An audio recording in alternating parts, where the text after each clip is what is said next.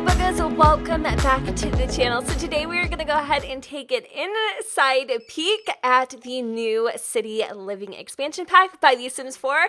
As you guys know, 2 weeks ago, EA flew me out to Redwood Shores to go ahead and take a in-depth look at this brand new expansion. So yes, this is sponsored by EA, or the trip is sponsored by EA, rather, not this video. Anyways, guys, I am just going to be doing a little bit of gameplay in the background, kind of going through various things in City Living. Meanwhile, I will be telling you all about the highlights and things that really stood out to me.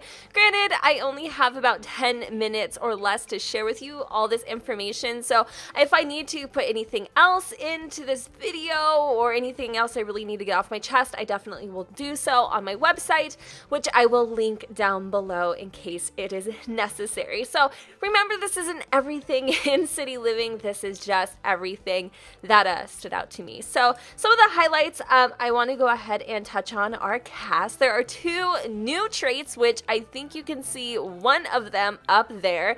There is the new vegetarian trait that comes with a moodlet from eating meat, a negative moodlet from eating meat, and then there is also the unflirty trait, which I'm pretty sure you guys can fill in the blank. So all of the clothes in Create a Sim are inspired by Moroccan and Japanese and Indian fashion, and we are kind of going through some of those items now. They come with a ton of new variety of outfits. I'm telling you guys, there is no lack of clothing in any way, shape, or form. However, I felt like the hairstyles were a little more limited, and I felt like they could have done a lot more expression, especially with a city kind of esque pack with hairstyles, but I am happy with the few that are in there, and then there's just a couple that just really didn't do it for me at all. So let's go ahead and jump back into the world.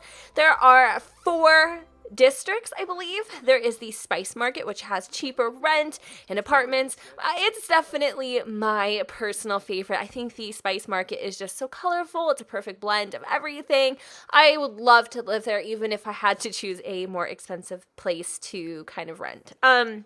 There's the Fashion District, there's also Uptown, and then there's the Arts Quarter, and also Center Park, I believe is what it's called, but that just doesn't even sound right now that I'm looking at on my notes. And all of these places are influenced by Dubai, Seattle, San Francisco, New York, I believe even Japan, and maybe some other ones that I haven't even mentioned, but you know, just kind of touching on the basics there.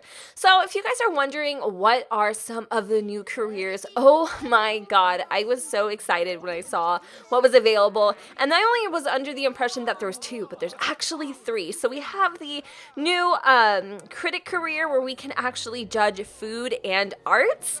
There's also social media, which allows us to become an internet personality or public relations later on. There's brand new computer interactions that help with, you know, your performance at your job. Then there's also the well-anticipated political career, where we can protest against the unjust, gather donations or bribes. Donald Trump or Hillary, anyone? Oh god, don't even get me started.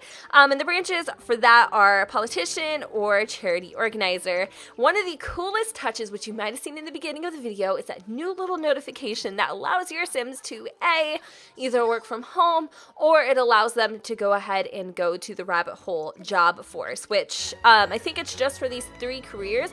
I played a lot with the social media career. That career is ace. It's a lot of fun doing the stay at home or working from home options. So let's talk about apartments really briefly. There's brand new lot traits. There's 25 in total. Gives your apartments a world of different personalities and possibilities. There's cursed, which essentially a lot of bad things end up happening. There's on the ley line, which increases your chances of twins. There's also penny pixies, where Sims will actually find loose change around the house. And my personal favorite, quake zone, which essentially allows earthquake tremors to occur. So to move in, your Sims will be required to pay a deposit, and that can vary. I know this home specifically was around the $1,000 range, and we are at the spice market right now, more on the cheaper end of things. And also, you pay your rent weekly.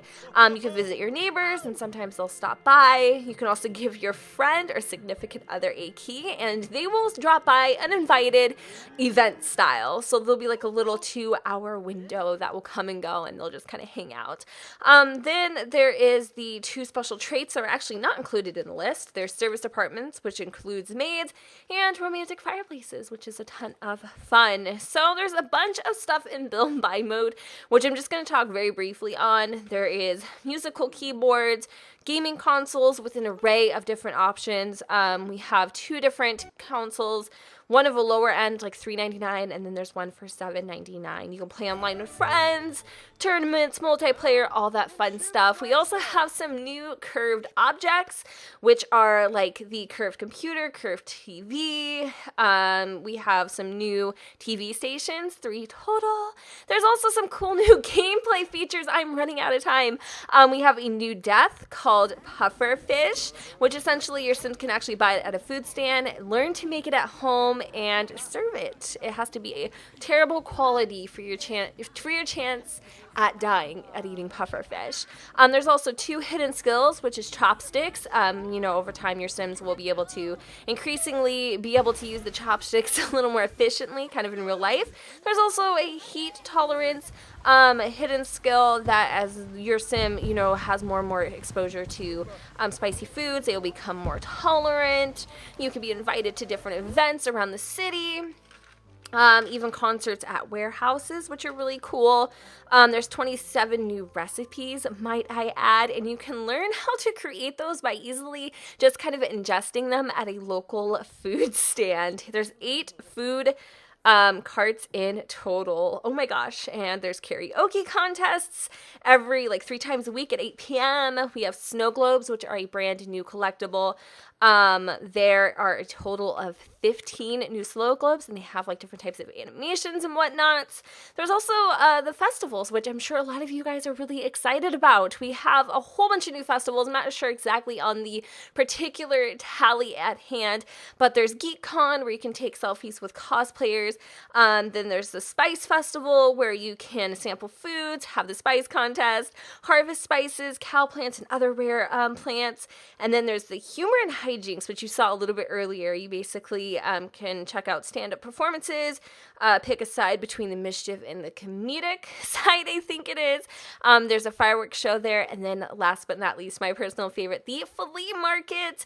There are tables for you to put your goodies on. You can purchase furniture, collectibles, and trade collectibles there as well. Mind you, this is not all that comes in city living. These are just the few things that I wanted to go ahead and throw in there and touch bases on. If you guys have any questions whatsoever and I'm able to go ahead and answer them for you, I definitely will. You can leave your comments and questions and concerns in the comments box below, and I'll be sure to answer them as soon as I possibly can, if I have an answer to your question. So thank you guys so much for watching. Please let me know what you guys think about city living thus far, and don't forget to go ahead and comment, rate, and subscribe. Let me know what you guys think in the comments down below where the sun is to shine, and I will see you all next time. Bye guys.